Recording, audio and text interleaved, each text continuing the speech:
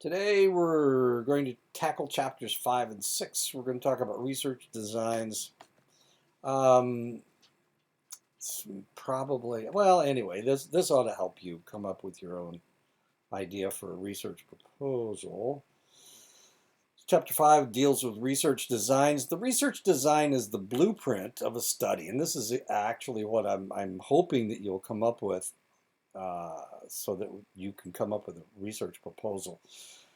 Classic experimental design consists of two groups, an experimental group and a control group.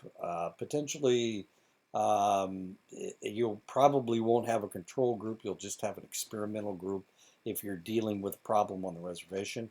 Both groups are equivalent, except that the experimental group is exposed to the independent variable and the control group is not. Assignment to each group is by chance. Rosenthal and Jacobson created an experiment with elementary students to see if they could create a self-fulfilling prophecy of success through expectation. They created a pseudo IQ test and gave it to a group of elementary students and then randomly selected the students who were bloomers and those that were not. The experimental group were the 20% of the students selected as bloomers with all the other students as the control. The teachers were informed of the bloomers' potential. At the end of the year, all the students were retested. The intellectual ability of the students was the dependent variable. The 20% of the students randomly selected as bloomers showed marked increase in IQ. The teachers' favorable expectations accounted for the gain. So they treated them differently. And maybe, no, anyway. A classic research design consists of two comparable groups, an experimental group and a control group. Randomization ensures the comparability of these groups. The researchers take measurements of the dependent variable, IQ, in the Pygmalion experiment twice. Once before the independent variable is introduced to the experimental group, this is known as a pretest, and once after the experimental group is exposed to the independent variable, and this is known as the post-test. The classical experimental design is useful in the social sciences because, excuse me, it helps us understand the logic of all research designs. It allows for causal inferences because we can observe whether or not the independent variable caused changes in the dependent variable. Social scientists use the experiment less widely than natural scientists, primarily because its rigid structure often cannot be adapted to social sciences research. Thus, social scientists frequently use designs that are weaker for drawing causal inferences, but are more appropriate to the type of problems that they examine. The demonstration of causality involves three distinct operations: covariation, non-spuriousness, and time order. And of course, this is a joke. It's a rather interesting phenomenon. Every time I press this lever, that postgraduate student breathes a sigh of relief. Covariation means that two or more phenomena vary together. In research, the notion of covariation is expressed through measures of relations, commonly referred to as correlations or associations. In order to infer that one phenomena causes another, a researcher must find evidence of a correlation between the phenomena. And of course, this is a joke. We found this correlation in the data. Everyone take a razor. Shaved heads went up. Their sales went up when people shaved their heads. So that's not that funny, I guess. Researcher must demonstrate that a covariation is non-spurious. A non-spurious relation is a relation between two variables that cannot be explained by a third variable. Researchers have established that a relation is non-spurious, have strong evidence that there is an inherent causal link between variables, and that the observed covariation is not based on an accidental connection with some associated phenomena. And that's what this joke is about. This is a spurious correlation. Shave heads have nothing to do with sales. Well, we'll soon. Do you think that all these film crews brought on global warming, or did global warming bring on all these film crews? And of course, that's a joke as well. One last operation that must occur in causation inference is time order. The researcher must demonstrate that the assumed cause occurred first or the change happened prior to the assumed effect. This is not always easy. And of course, the question is, which came first, the chicken or the egg? And the answer is, well, there is no answer. Does the success of the student precede increased educational expectations of parents, or does increased educational expectations precede success of the student? Does depression precede substance abuse, or does substance abuse precede depression? Does achievement follow motivation, or does change in the level of motivation follow achievement? Classic research design consists of four, and these are questions, which came first, the chicken or the egg? I mean, time order is extremely important. Obviously, time order is extremely important. But sometimes we get it wrong. Classic research design consists of four components: comparison, manipulation, control, and generalization. The first three are necessary to establish that the independent and dependent variables are causally related. Comparison allows us to demonstrate covariation. Manipulation helps establish the time order of events. Control enables us to determine that the observed covariation is non-spurious. Generalization, the fourth component, is the extent to which the findings can be applied to larger populations and different settings. Hypothesis: excessive television viewing by male adolescents leads to sexist views. The comparison: we can compare the views of teen males who watch excess TV with those who watch minimal TV. Manipulation: we can have one group of moderate TV watchers binge watch a sexual themed show and then measure their sexist ideas. Control requires that the researchers rule out other factors as rival explanations of the observed association between the variables under investigation. They must establish internal validity. Possible intervening variables: extrinsic factors for the TV research, religious affiliation, political affiliation, parental beliefs, peer beliefs, strict educational teaching, region of the country that they come from. So this may, you can't really control for those unless you think about them before. Problem of internal validity: the requirement that researcher rule out other factors as rival explanations of the observed association between the variables under investigation. Extrinsic and intrinsic factors can change the internal validity. To establish internal validity, we must answer the question of whether changes in the independent variable cause the dependent variable to change. The effort to attain internal validity is the guiding force behind the design and implementation of a research project. And I've told you about my own dissertation. The question was, are women more resilient than men? Are better educated people more resilient than less educated people? Are older people more resilient than younger people? Does excess trauma, does it lead to poor resilience? Does a high cultural awareness, does that lead to more resilience? And of course, I've told you the results of my research. Culture did have an impact on resilience in a positive way. Trauma did not have one, which was a surprise, and everything else was inconsequential. So it had no effect on the level of resilience. Extrinsic factors, biases, called selection effects, can be introduced into research because of extrinsic factors that differentiate study participants. Selection effects are especially problematic in cases in which the individuals themselves decide whether to participate in an experiment.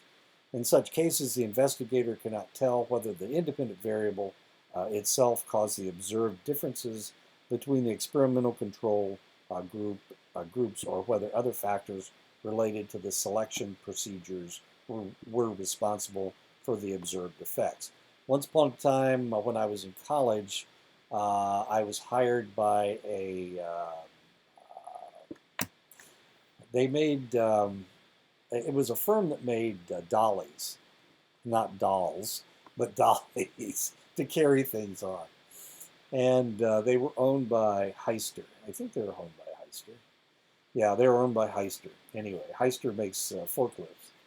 And this guy decided that he wanted to show that he could set up a factory in a functional factory in a very short period of time. So what he did, he hired college students to be the guinea pigs, or to be the ones that set up the factory. And of course, we were problem solvers. We were up and running in a matter of weeks. They set up lathes. They set up presses, and we were able to get to produce high quality parts for his dollies and for his tow motors. Tow motor is actually another is Heister, and then there's tow motor. Anyway, we were able to do that in a matter of very short period of time, like 10 days. We got all this stuff set up, and we were pumping out really good parts. And we continued to do that for about 3 months to show that this guy's ideas were valid. Now, what his ideas were was to bring in very intelligent people rather than people with limited education and set up his factory. And he really didn't prove anything because there was a bias. There was a selection bias. He only used college kids, and we were pretty bright people. And I'm not saying the other people weren't as smart as we were, but we had higher education and we were more motivated. They gave us a bonus, or they offered us a bonus if we could do this in a select amount of time. And being greedy college kids, of course, we wanted to get that bonus. The other thing was that they were going to. Keep a select number of people on. So initially they brought in like 15 people, and they were going to keep 8. And in time, of course, people quit, or it was taking up too much time in their studies. So we were down to 10 people. Now the interesting thing was he had to fire 2 people, and the 2 people that he fired were the 2 people that caused the most trouble. And of course, I was one of those people. He didn't really fire me. He just didn't rehire me. Intrinsic factors include changes in the individuals or the units that occur during the study period. The other thing about me working in that factory, I had already worked in a factory. I worked in a factory during summer break. So I already had those skills. So it was easy for me to adapt those skills that I learned working for Warner Machine into working for Heister. Intrinsic factors include changes in the individuals or the units that occur during the study period, and that's what happened with this guy's experiment. 3, 4, 5 people quit before Christmas. Actually, I think it was Thanksgiving. He laid us off at Thanksgiving. It started in September. Changes in the measuring instrument, reaction effect of the observation itself. The major intrinsic factors that might invalidate a causal interpretation: history, maturation, experimental mortality, instrumentation, regression artifact. Many of the intrinsic factors can interact with the extrinsic factors. Selection history interaction poses a threat when the experimental group and the control group are selected from different settings, so that each setting might affect their response to the treatment. The reality is he set up that machine shop. He set it up. He cheated. If he had set it up with people that he hired off the street, then potentially what would have happened is that they wouldn't have been able to set it up as rapidly. He would have had to have trained them. They may not have picked things up as rapidly as we did. They weren't as motivated as we were to get things done and whatnot. Selection, maturation, interaction occurs when the experimental group and the control group mature at different rates. And that's what happens. And the reason I have this picture is because all the girls in this picture are bigger than most of the boys. You know, she's pretty tall. All the girls are big, and all the little guys. This is junior high school, of course. So they're kind of small. Two methods of control to counteract the effect of extrinsic factors. Matching controls for variables that are known to the investigator prior to the research operations. Precision matching, frequency distribution matching, um, and randomization helps to offset the effect of unforeseen factors. If he could have picked college kids, but if what he did, he only picked college kids. If he'd picked a couple college kids randomly, and or randomly he had selected these individuals, then that would have made a lot of sense. But and actually, he got a contract, and this guy got a bonus for a huge bonus for being able to set up this machine shop so rapidly.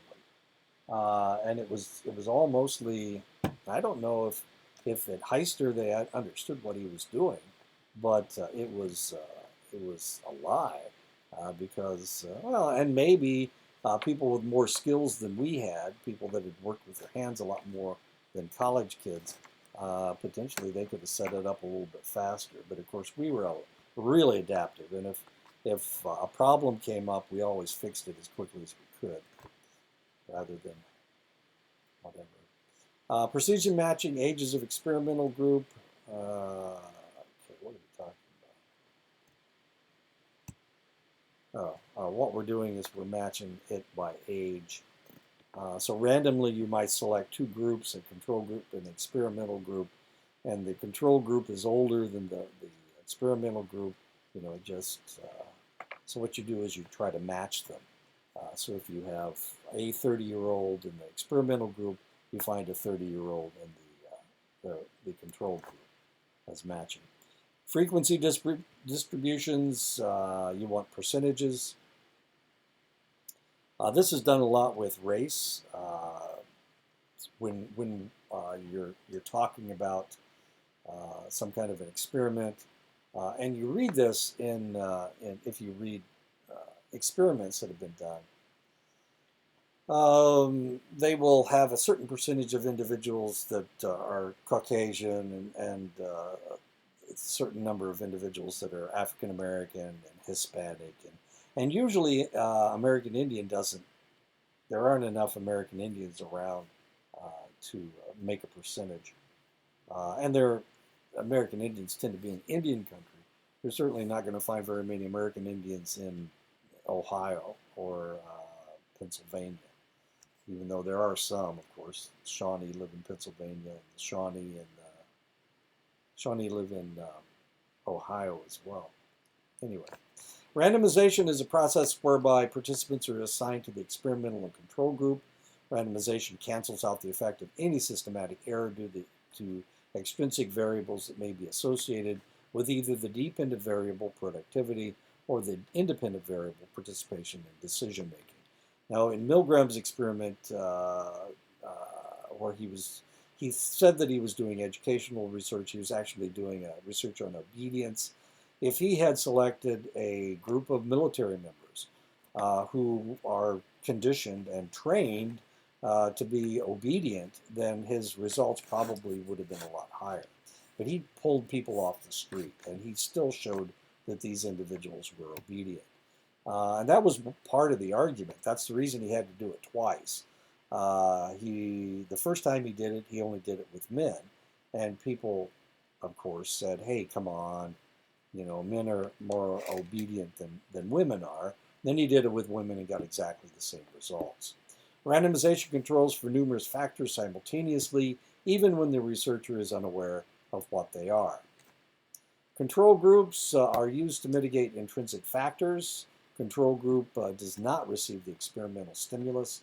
The control and experimental group should be selected by matching or seldom random selection so that they have similar characteristics. Now, the reality is you're not going to have a control group, okay? So we're just talking, this is theoretical as far as you're concerned. Because when you put your research proposal together, you're probably not going to pull 100 people off the street and put 50 of them in a control group and 50 of them in an experimental group. You know, that wouldn't. I'm not sure that would mean anything. So you will probably just put together some kind of a survey.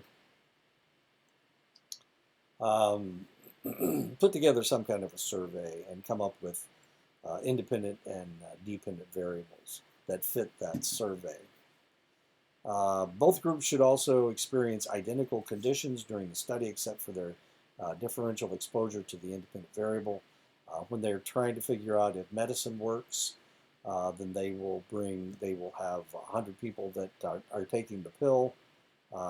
50 of the pills will have the medication in it, and 50 of the people will be taking a pill that looks exactly the same but has nothing in it. Generalizability, external validity is the extent to which research finding can be generalized to natural settings and larger populations. The two main issues of external validity, representativeness of the sample, and the reactive arrangements in the research procedure. And this is one of the reasons, if you read my research, then it talks about Northern Plains American Indians. Northern Plains American Indians were Plains Indians who hunted buffalo, and that was their main. That's how they survived. Was hunting buffalo. We can't when we're talking about the Sioux. We're talking about the various Sioux tribes. We're talking about the Crow. Blackfeet were a Northern Plains tribe. They are very specific individuals because they were fairly nomadic. They moved to wherever they had a home base pretty much where they lived in the wintertime, a wintering place. But during the summer, they traveled around. If you were talking about Northwest tribes, then we're talking about people that lived up in the mountains. We're talking about people that had access to salmon, for example, because when they came up and spawned, they would, of course, eat the salmon. But, of course, the buffalo hunters, when the salmon were spawning, the buffalo hunters were out on the plains hunting for buffalo. So they're very, very different people. The Northwest tribes were mostly sedentary. Some of them did do buffalo hunting, but they were often chased out of the plains by the other plains tribes. So what do we talk? Why am I saying this? Look at the difference between the Pueblos, the people that live in the Pueblos tribes, the Hopi, the Zuni, the Hana or Odom, the Pima, the Laguna. Those individuals always lived in the same place. For generation after generation, people did go out and hunt, of course, but it wasn't to the extent that the Apache, the Navajo, the Comanche were all fairly nomadic tribes. So we can see the difference between the two. So it has to be representative. So when I talked about American Indians and resilience, I couldn't really talk about all Indians because they're not the same. I mean, you guys aren't the same as people lived in the Pueblos, and you're certainly not the same as the buffalo hunters on the northern plains or the Northwest tribes that lived primarily on seafood, on fish. Very, very different. Had very, very different ideas. Some people lived in the same place for an extended length of time. Other individuals were relatively nomadic. My point is that so I couldn't really generalize the results to all American Indians. That just wouldn't be accurate. 4 major design types: classical experimental type, the quasi-experimental type, the cross-sectional experiment, and that's what I did, and the pre-experimental. The classic experimental design allows for pre-test, post-test, and control group experimental group comparisons. You probably will not be doing this. You're not, or you're not going to even propose this, that you bring in 100 drivers that have driven through Chinle and ask them about the potholes. You're probably not going to do that. It permits a manipulation of the independent variable and thus a determination of the time sequence, most significantly by including randomized groups and controls for most sources of internal validity, However, this design is generally weak on external validity and does not allow for generalizations to be made to non-tested populations. The experiment that Bandura did with children, showing that if they observed observational learning, where they observed violence and they exhibited that violence. Now, the possibility is that that was an experimental design. That was an experimental, it was a classic experiment. The reality is, when you're out in the real world and you see violent behavior, maybe you don't model it. It's very, very different. So, an experiment is an experiment. Milgram was the same way. Would somebody be obedient if they were told that they couldn't go into a gas station? Somebody told them that they couldn't go in. Would they be obedient, or would they pull into that damn gas station anyway? Pretest provides an assessment of the time sequences and the basis of comparison. The problem with a pretest is that it sensitizes the sample population to the measure and may seriously affect the post-test and thus the generalizability of the research. In other words, they took the pretest and now they've received the treatment, but they remember the pretest. And that will skew the results. So the second result will always be better than the first result. The Solomon four-group design contains the same features as the classic design, but adds an additional set of control and experimental groups that are not pre-tested. Therefore, the reaction, and this is the way that you get away from that. Therefore, the reactive effective testing can be measured directly by comparing the two experimental groups and the two control groups. And this is one way to get away from prejudicing the results because of the pretest post-test. Post-test only control group design is a variation of both the classic design and the Solomon design. Post-test only control group design omits pre-tested groups altogether. The post-test only control group design groups are identical to the last two groups of the Solomon four-group design, which are not pre-tested. Individuals are randomly assigned to either the experimental or the control group and are measured during and after the introduction of the independent variable. Post-test only control group design controls for all intrinsic sources of invalidity. Factorial design examines the effect of more than one independent variable simultaneously, and each independent variable has only two possible values. This is dichotomous values. 4 experimental groups will be needed to study all combinations of these two variables. Factorial design, looking at company size and decentralization against morale. Size and decentralization are independent variables, and morale is the dependent variable. The 4 possible combinations are large size and high decentralization, small size and high decentralization, large size and low decentralization, and small size and low decentralization. Factorial designs, the chief advantage of factorial designs is that they may considerably broaden the range of generalizability. The researcher is able to infer that the effect occurs similarly across several levels of the variables, or that the effect is different at different levels of one or another of these variables. Another advantage is that it allows assessment of how 2 or more independent variables interact. And that is chapter 5. This is chapter 6. We're going to talk about cross-sectional and quasi-experimental designs. As you may or may not remember, I tested people of all ages for the same thing. I had 3 instruments. One measured resilience, one measured trauma, and the other measured cultural level. And then I asked them about their age, their educational level, and their gender. They had to identify their own gender. but I experimented on people from age 18 to age 82, I think, was my oldest person. So it was a cross section, and then I divided them up by age groups. I had elders that were between 60 and 82. I had people between 40 and 60, people between 18 and, you know, people between 20 and 40. Yeah, I don't remember. Anyway, there were 4 groups. Stimulus response relationships are well suited for experimental investigation. Stimulus response relationships are characterized by an independent variable that can be manipulated by the researcher.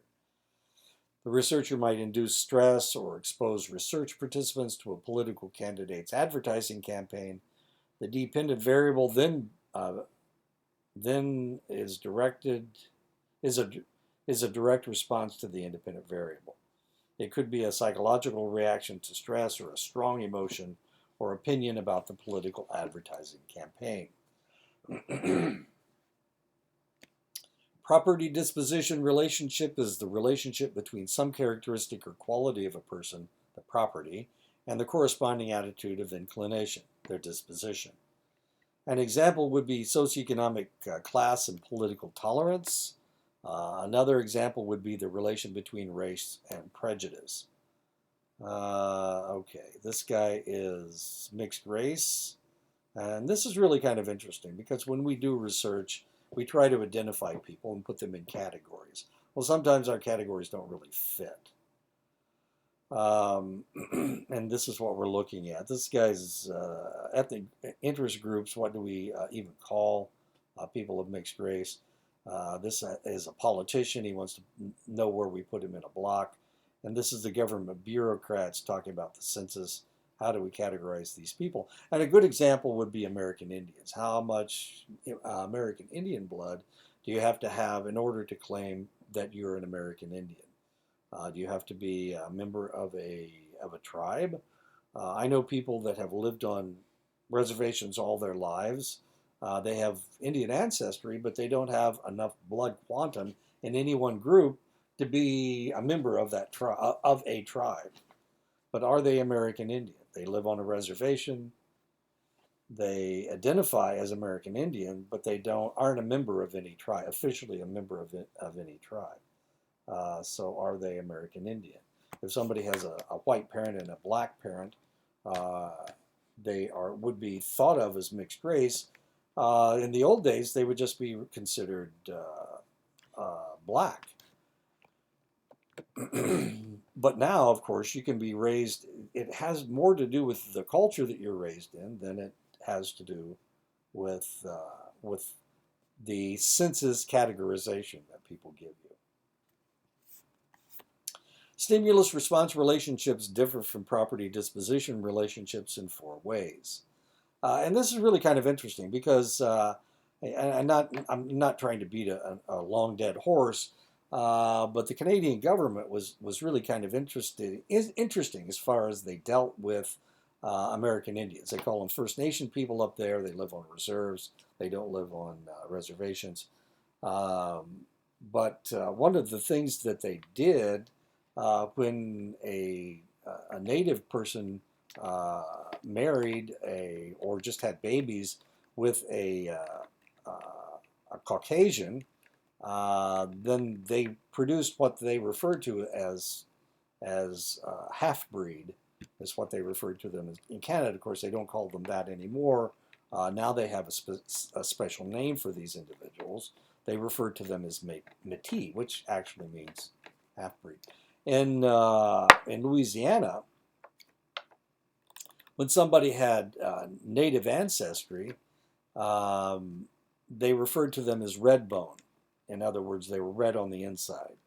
Whether they looked white or whether they acted white, they were still. And this is really kind of curious because there are whole tribes of Métis up in Canada, and at one point they tried to create their own government. This is the Réal uprising that was over in Saskatchewan and Alberta.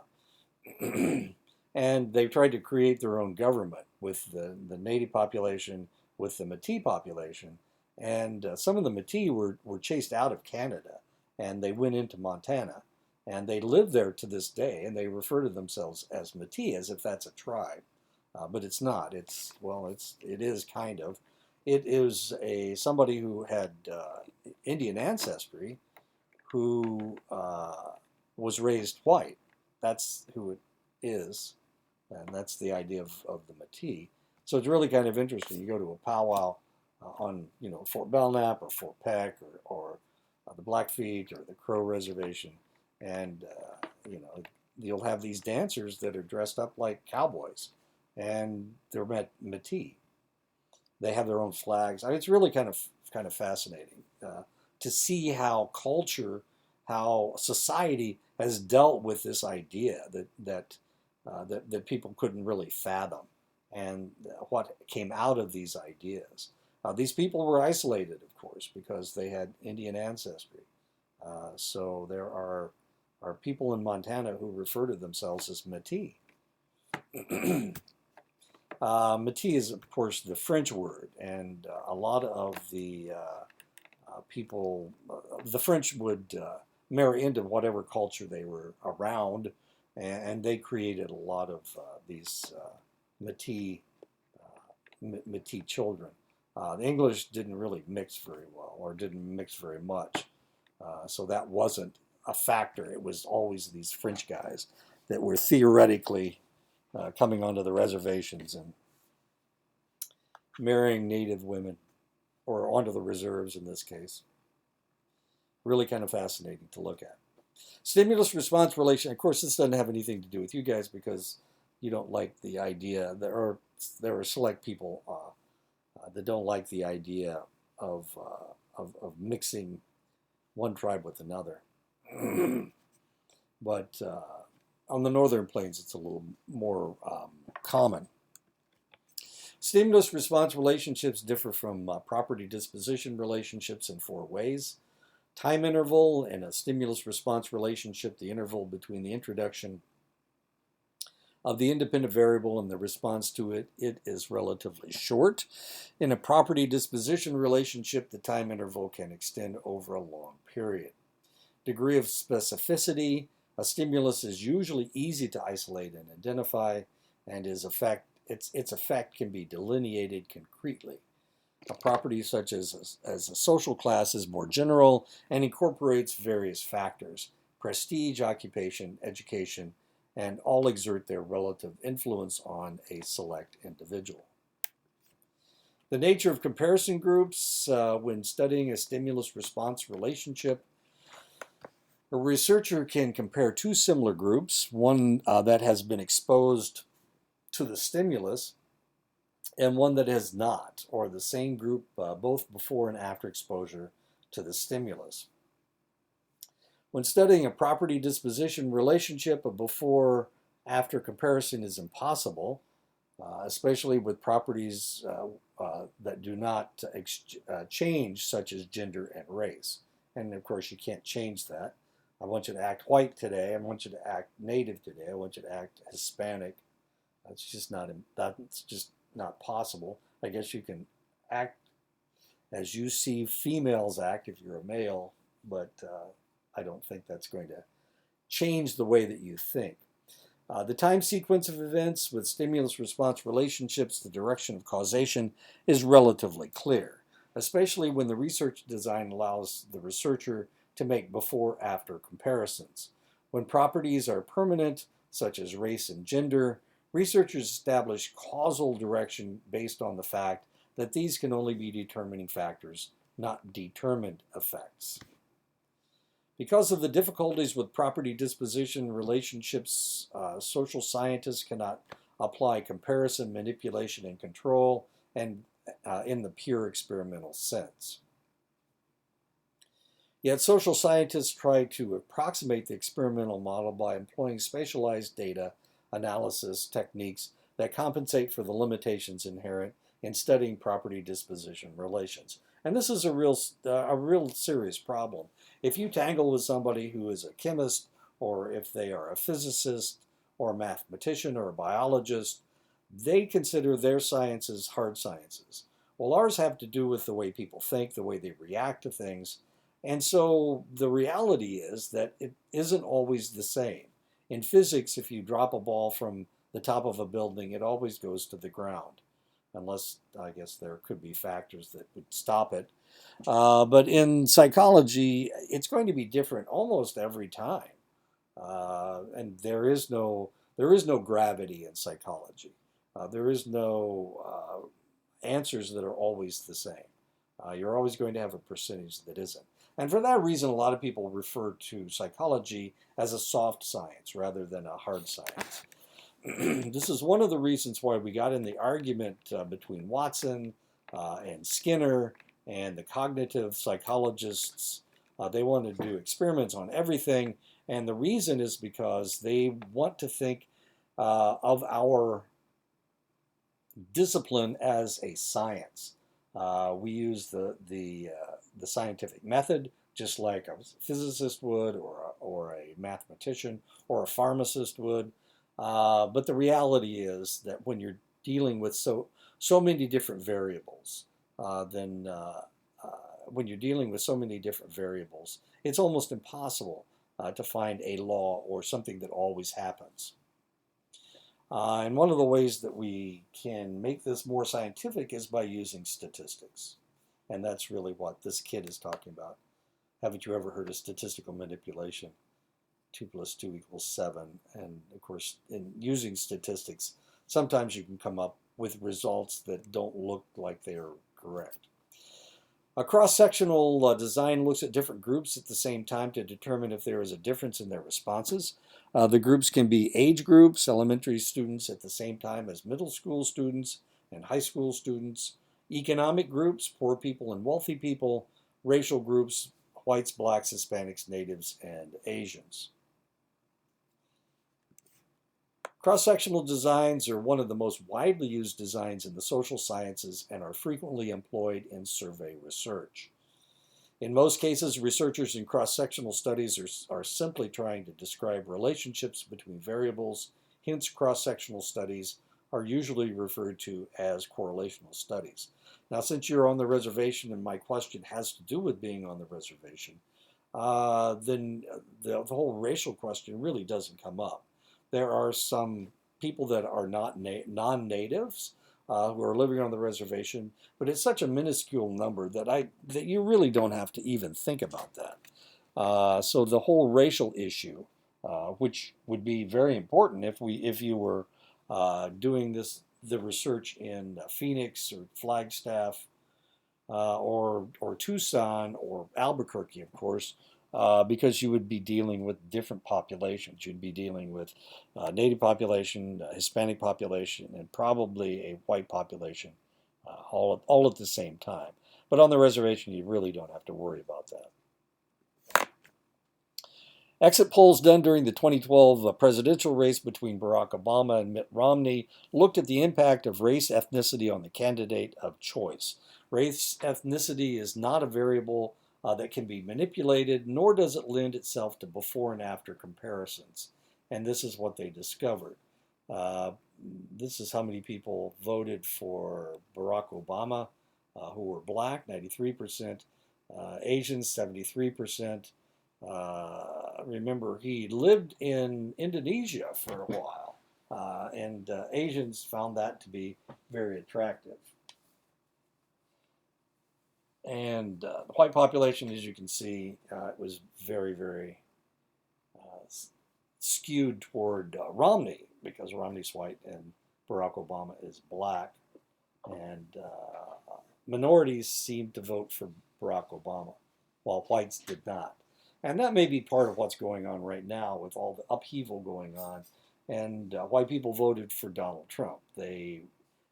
He said that we were going backwards in time. We're going to make the America great again, like it wasn't great before. I mean, well, we won't get into that. But the idea was that a lot of what has happened, what has transpired since Barack Obama left office, may have to do with white backlash. Quasi-experimental designs allow researchers to select random samples from the population, but do not require the random assignment of individuals' cases to the comparison groups. Quasi-experimental designs are weaker on internal validity than experimental designs, so researchers must depend on data analysis techniques for accuracy. Quasi-experimental designs are superior to cross-sectional designs because they usually involve the study of more than one sample, often over an extended period of time. The least elaborate design for contrasted group design is one in which individuals or other units of analysis are regarded as members of categoric groups. Members share one or more attributes that assign them to an identifiable category. In the non-equivalent control group design, researchers compare two or more intact groups before and after the introduction of the treatment variable. Non-equivalent control group design is a more elaborate design for contrasted groups. A college looking at remedial English classes compared fall with spring semester remedial classes. The dependent variable was the success of the students had in the freshman English class after taking the remedial classes. The results showed that the students who took the remedial English classes did better in the freshman English classes than the students who did not take the remedial classes. And of course, this is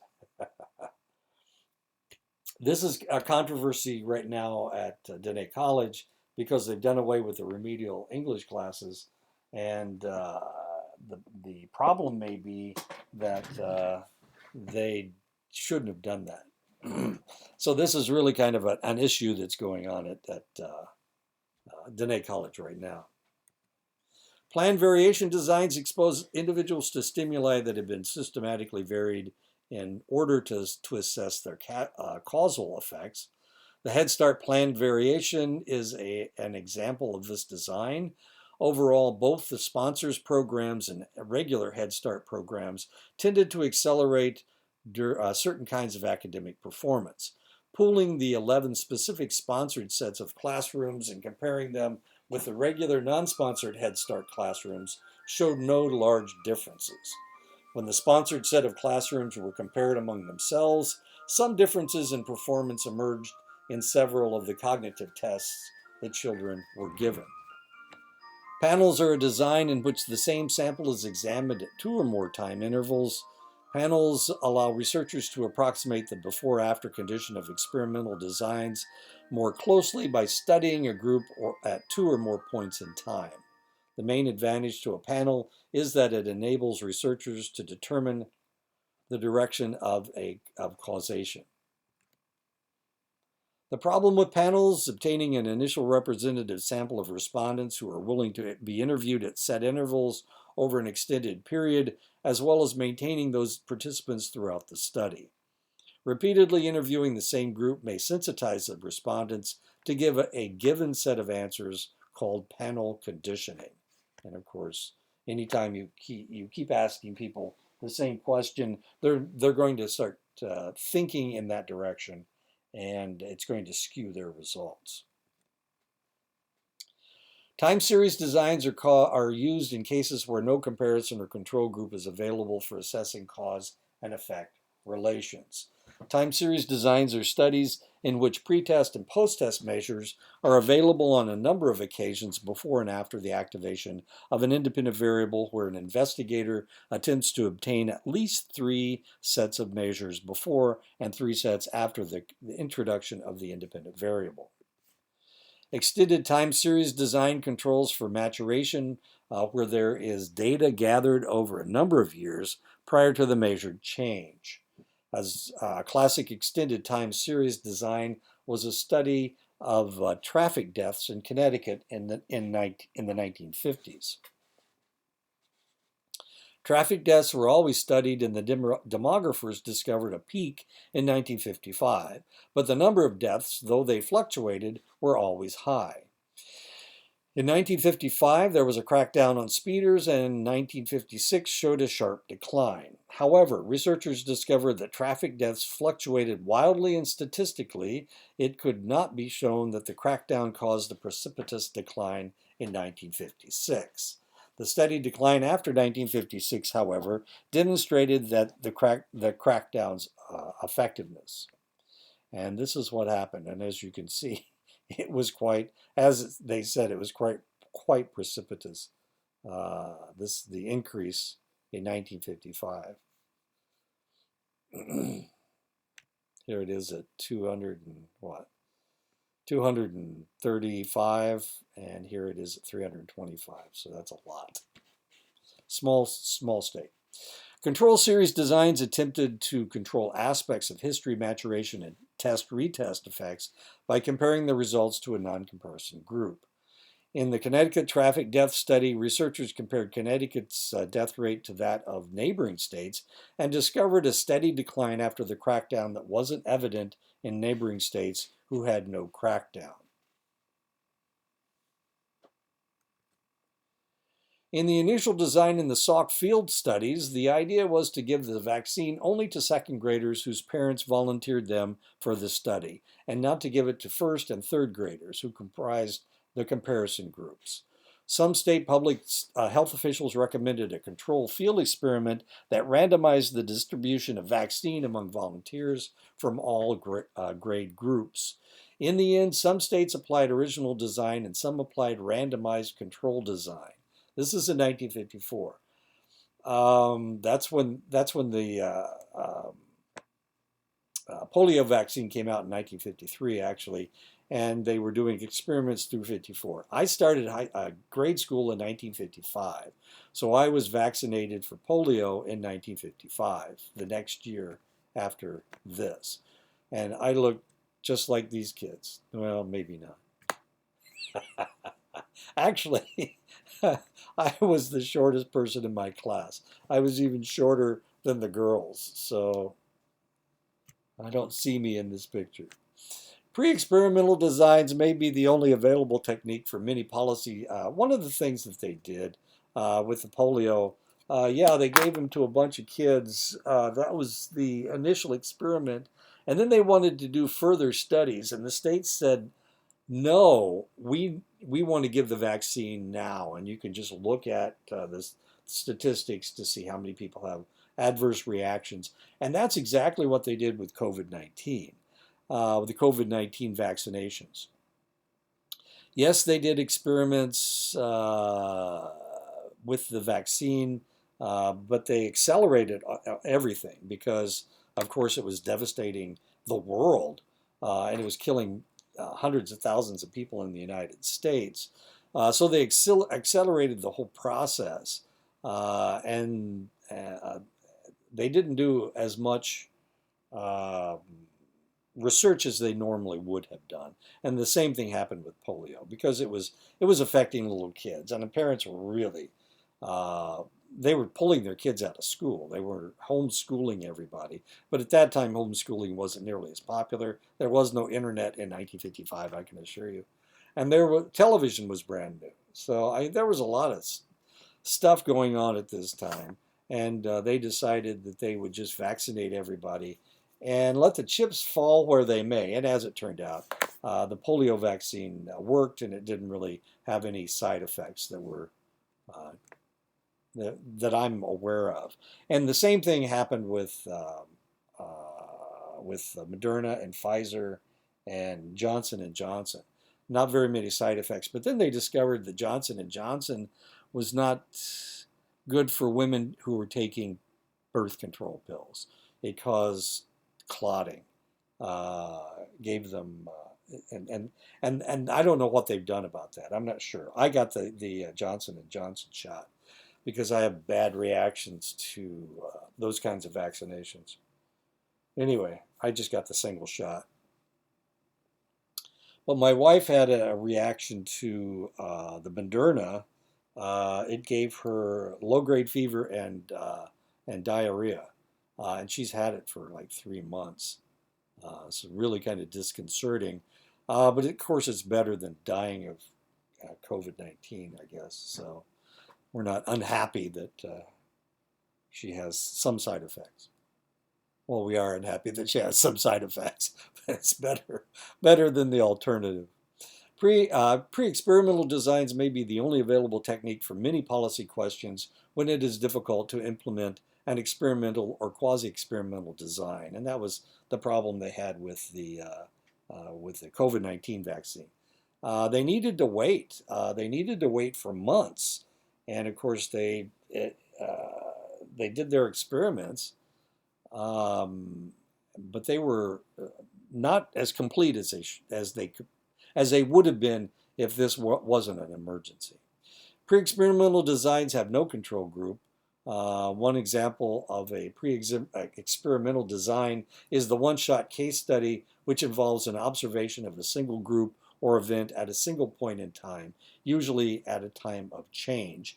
One-shot case study limitations include no control over extrinsic and intrinsic factors. It does not allow for before, after, or control group, experimental group comparison. It cannot be used for testing causal relations. We were able to do control groups with the COVID-19 vaccine, of course.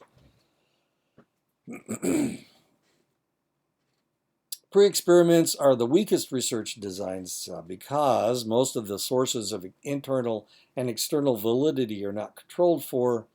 The risk of error in drawing causal inferences from pre-experimental designs is extremely high. They are useful primarily as a basis for pretesting some research hypotheses and for exploratory research. We had this problem with selective serotonin reuptake inhibitors. When they first did research with Prozac, one of the things that they discovered was that it was very effective with the people that they treated. Strangely enough, the controls were also fairly effective. All they had to do was tell them that they were taking a pill for antidepressant, and it seemed to make them better. So they got, what was the result? They had 95% efficacy with Prozac, and they had 70% efficacy with the placebo, as strange as that is. And that, of course, they thought was a placebo effect. Now, the odd thing is that since then, they used to say it was 95% effective. First they said it was 99% effective, then they said 95% effective. And as more and more people took it, it went down to 75%. Now it's in somewhere between the 50 and 65% range effective. And why have we found that out? Well, we tested a lot more people. People have found out that it might not work for them. Because of that, that's the opposite of the placebo effect. It may actually, well, if it doesn't change their mood, I guess it doesn't work. I'm not going to read all that. There we go. And that's the end of the chapter. So next week we'll tackle chapter 8.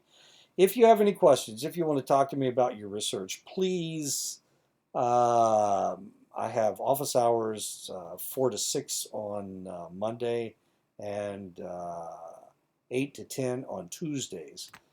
So please, the address for the Zoom call is on the website.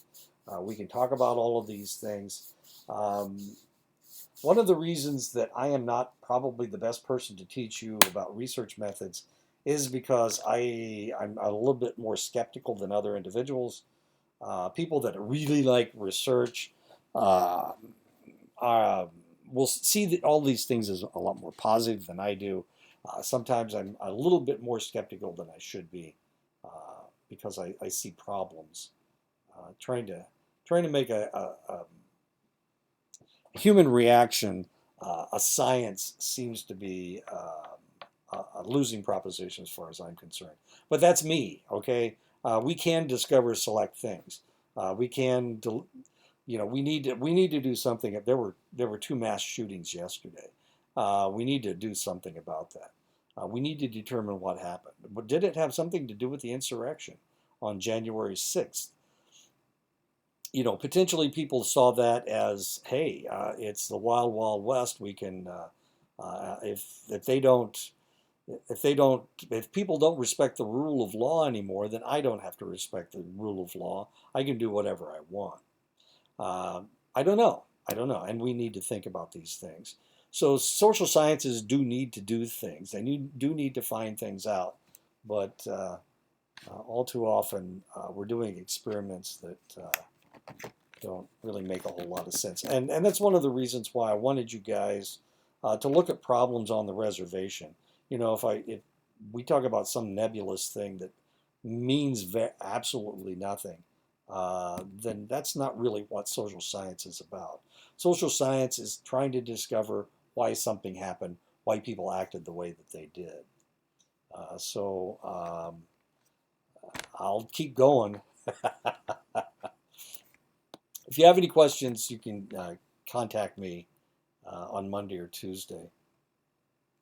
Potentially, if you need another appointment and it's not on Monday or Tuesday, sure, I'll make a Zoom appointment with you any other time I can. My schedule, I'm teaching 4 classes this semester, so I'm a little behind. And it's taking up a lot more time than I thought it would. So I'm home most of the time. So just give me a call or just email me. Actually, you don't have to give me a call. Email me and we'll work something out. Okay? Okay.